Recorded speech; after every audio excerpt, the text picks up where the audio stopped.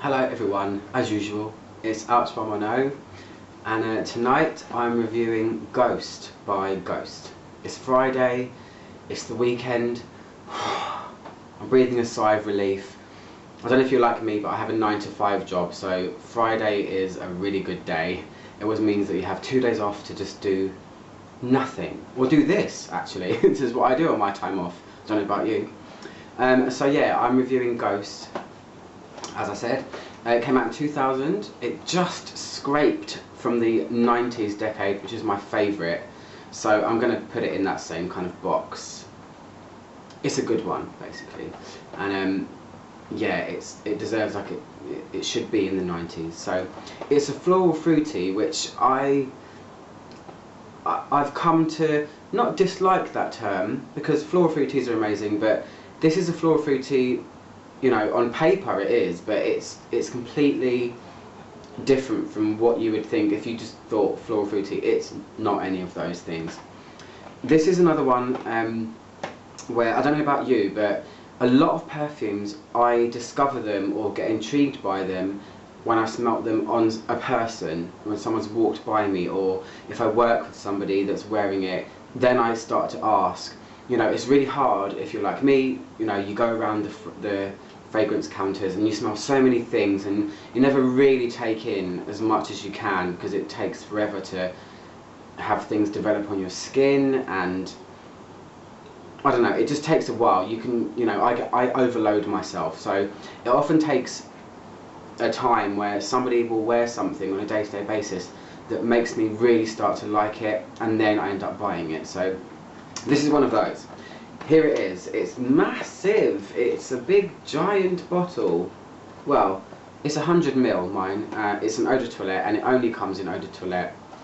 But because of the way the bottle is shaped, it's just elongated and massive.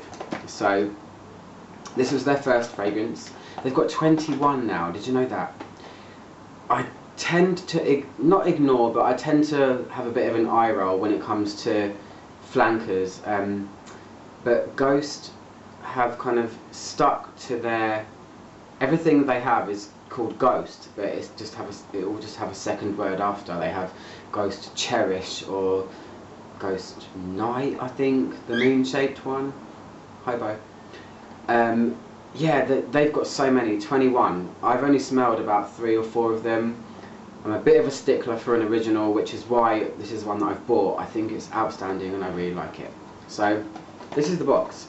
Plain pastel ghostly blue. I don't know, it's almost verging on light purple. I don't know.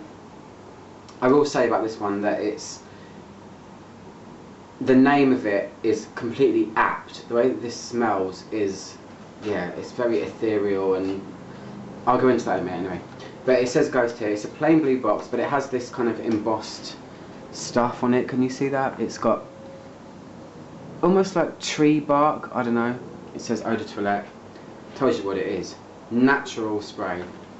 Pretty sure it's not very natural, but yeah. It's got some stuff on it. Here's the bottle.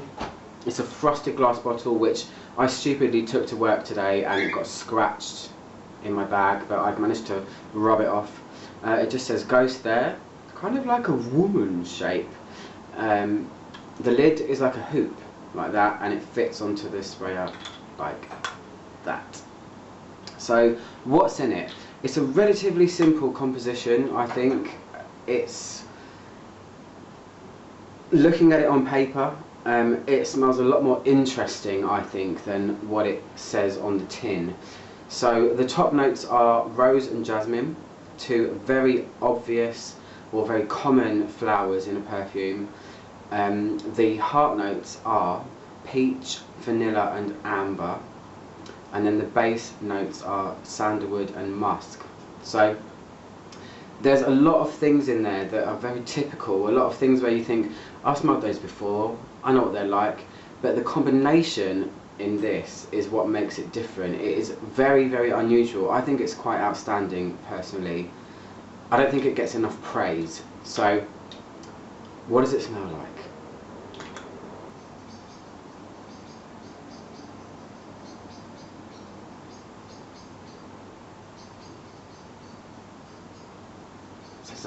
forest.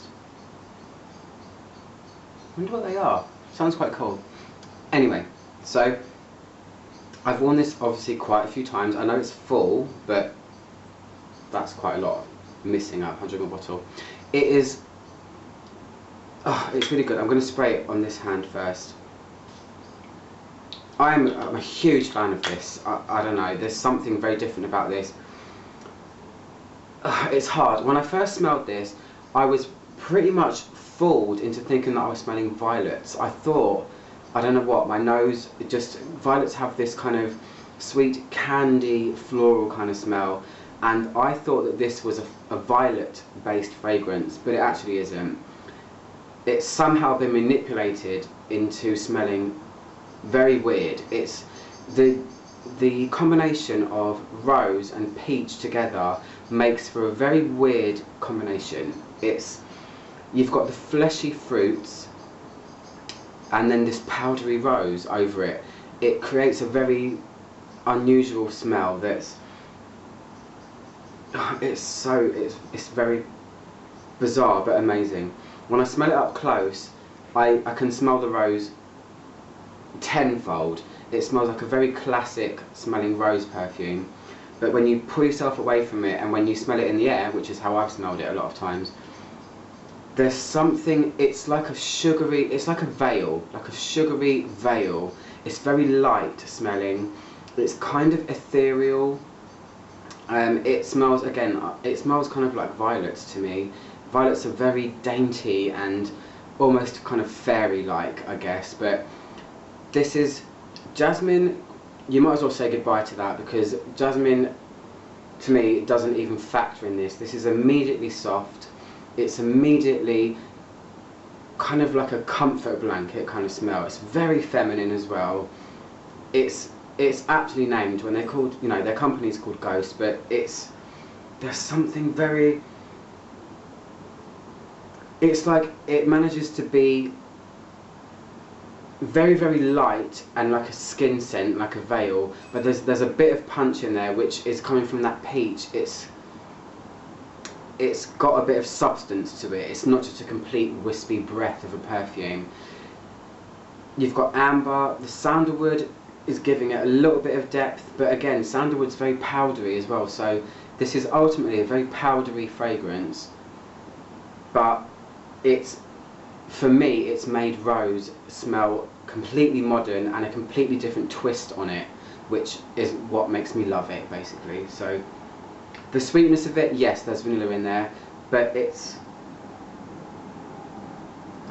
so bizarre. It's not, I don't know, it is very sweet, but it's not vanilla sweet. They've balanced out the rose and stuff very well with it, and the peach, where it's just, I don't know, it's very hard to describe. Sometimes you guys don't realise how hard it is to put a fragrance into words.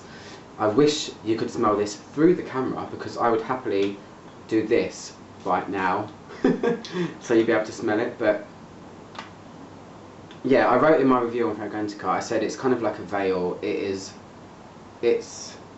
not the most strongest projecting of scents, but it's definitely got an air of mystery about it, and I don't think I've smelled anything like this before, which is why I bought it. I'm not going to buy something anymore that is very generic. So, floral fruity, I'm guessing so, but not in a usual way. It's very weird. So, seeing as though I've got completely lost for words about how to describe this, excuse me, I'm going to read you out my review that I wrote on Fragrantica, because at the time I was wearing it, I'd been wearing it for a few days, and I kind of put it down into words. So this is what I said. In a word, beautiful, and I stick by that as well.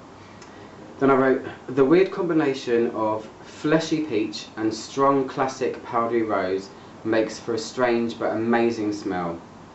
I was almost fooled into thinking I was smelling violets when I first smelled this. Ghost had me fooled. It has that sweet ethereal floral tone to it that candied violets can give you. So I've said that a minute ago, and I stick by it. It's very weird. The vanilla gives it a somewhat candy heart, which is surrounded by a veil of powder and femininity. I think it's a standout fragrance and definitely made me turn my head when I smelled it on a co-worker. It did. I did say, Emma, I remember her as well, Emma, what is it? She walked into work one day and I was like, what is that smell? It's beautiful. When you smell it up close, it really smells like a vintage rose perfume with a soft sweetness, and peach gives it a much more modern twist.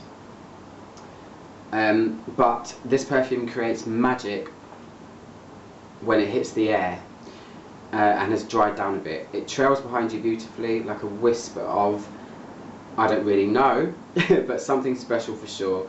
It's got a calming effect and the name is so apt. I also wrote that, you know, it's one for every occasion. Excuse me while I just disappear. It's one for every occasion, you know, it's not necessarily a nighttime or daytime fragrance, it just kind of fits. It's just very pleasant. I reckon you could just dress it up or dress it down. Although I hate to go into stuff like that because fragrances don't have a gender or a time, wear them when you want. But I do feel like this is kind of versatile, this one. So that is my somewhat erratic view of Ghost by Ghost. And I'll see you guys next Friday for another review. I don't know what it's going to be yet, but it will be something cool, I hope. As always, click down here to subscribe, and I'll see you guys soon. Thanks for watching.